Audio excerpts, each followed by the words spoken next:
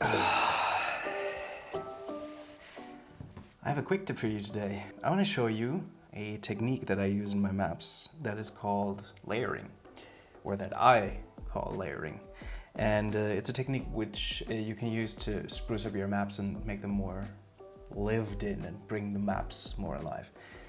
Let me demonstrate. Let's say we got this room of, what is it, 4x4 squares or something. This is a fine room, right? This would work, but we can make this better. So the idea is that I want to build height into the map, because right now everything looks kind of flat and boring, to be honest. And I want to change that by including more elements and building height, layering stuff on top of each other to make sure that the space actually feels lived in. So for example, we could take this rug and we could place it under the sofa here.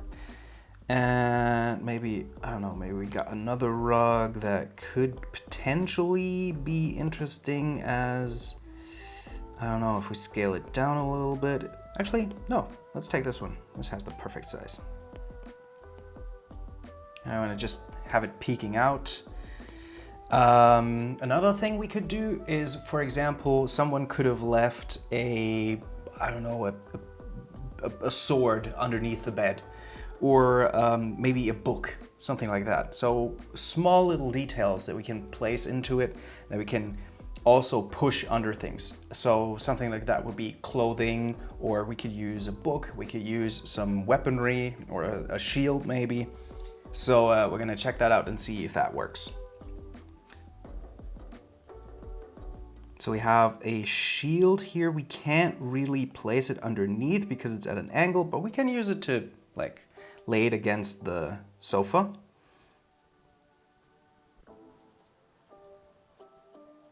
So it seems we don't have any clothing in this pack, which is not a problem. We're just gonna take a sword and gonna make sure that it looks nice. We're gonna bring it up just a bit and maybe have it at an angle so that if we drag it, we can place it in here. All right, another thing we could do is we could see what the decor has in stock for us. See, there already is a lovely little rose that we could put onto the table. That could be a cool thing. There is also an animal rug that could be interesting for under the table. And by the way, you can see in the top, in the right sidebar, I have the arrow pointing downwards selected. That means all the objects that we're going to place are going to be placed under the existing objects. I could also tap and hold the upper one and we could place everything above. But since we're layering right now, I want mostly the stuff that we're working on to be at the bottom. Also, one tip that I want to mention is in these instances, I usually build from the bottom up because it's easier for me to see. It's usually how a space is designed. You wouldn't put a bed and then a rug underneath. So it makes a lot of sense for me to work in this way. You might do this completely differently. This is just my approach. All right, I found another cool thing, which is this fish. And we can just take that and put it on the wall to build a little bit more height as well. And then let's see if we have some chandeliers that we could place in, for example, in the middle of the room to light up the entire thing, or light fixtures in general. A very cool thing to do is put in light fixtures. So let's see. Okay, so we got some lights here. We have this, which is kind of a lantern. We could place this on the desk. That could be kind of cool. And then we also have some chandeliers. Now I'm a little bit hesitant because they take up a lot of space, but I do like it a lot. Let's delete it for now, but we'll keep it in mind.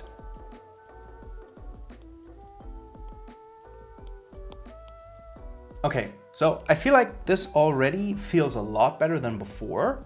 However, I'm still not 100% happy with it. So what I'm gonna do now is I'm gonna look through the library and see what other objects we have that we could place in here that would thematically. See, already we found something. I think these cats look amazing, and if we could place one on the sofa here, that would absolutely bring the place to life a bit more. You can go about this however you want.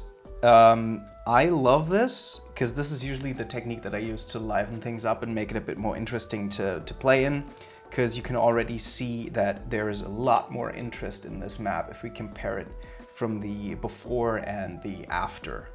And basically that's the technique that I use most of the time to make my maps feel more alive. So let's jump into a different example, and I'm going to see you how I use this on any outside forest type situation. And you can apply this to any setting, really.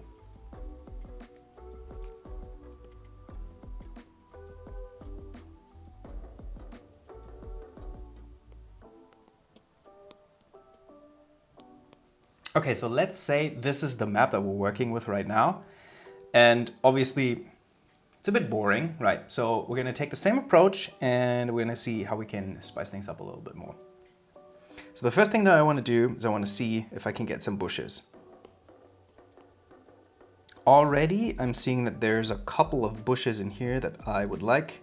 I'm thinking about different colors, and I'm gonna turn on the shuffle tool so we can place a bunch of these. And that already looks a little bit better. But bushes are usually not that low to the ground, so what I'm gonna see is if I can find some leaves that we can place underneath everything. And then also maybe some mushrooms or something like that, or some twigs. So basically things that I can put very low to the ground. Okay, there's some branches. They're pretty big, but I do still like them, so I want to place them kind of like this maybe. And then one more that we can scale down a little bit, rotate a bit, and have it peeking out from under the tree.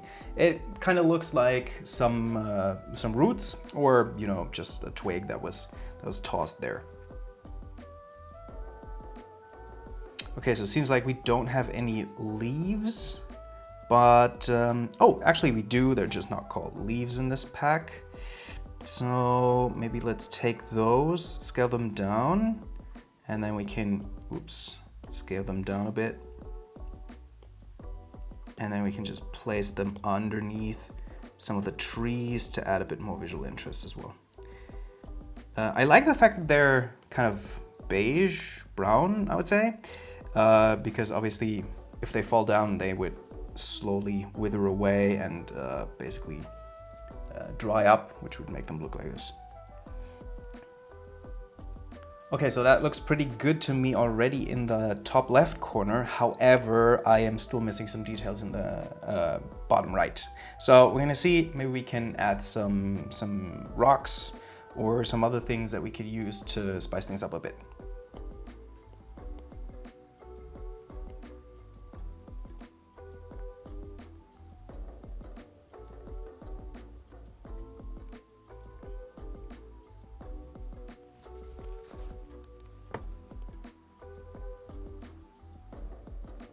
All right, so I found these flowers here that I really like. Oops, sorry.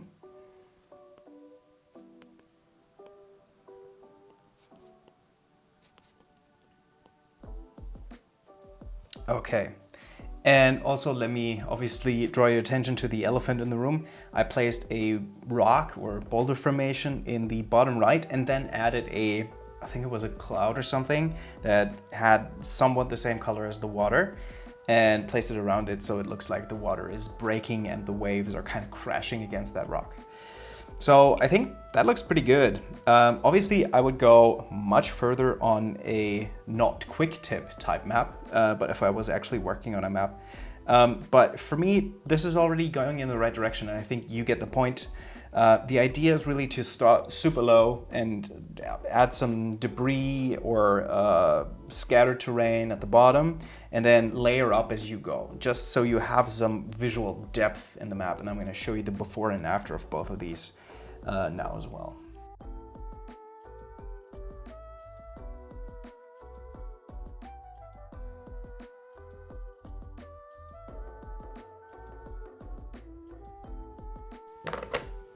All right, and that would be all. That would be it. It's actually not super hard, but I think it's sometimes very difficult to keep this in mind as you're building a map. The beauty of this is you can start very simple and you can tack on things where you want to go. And that obviously helps you prep for your games much more quickly, as you can start with a very simple map that is functionally there, and then you can just add in some details and some tiny little things here and there. I personally love this because it gets me a map that is usable very quickly, and then I can just tack on details where I want to go. So I hope you enjoyed this, and I'll catch you in the next one. Peace.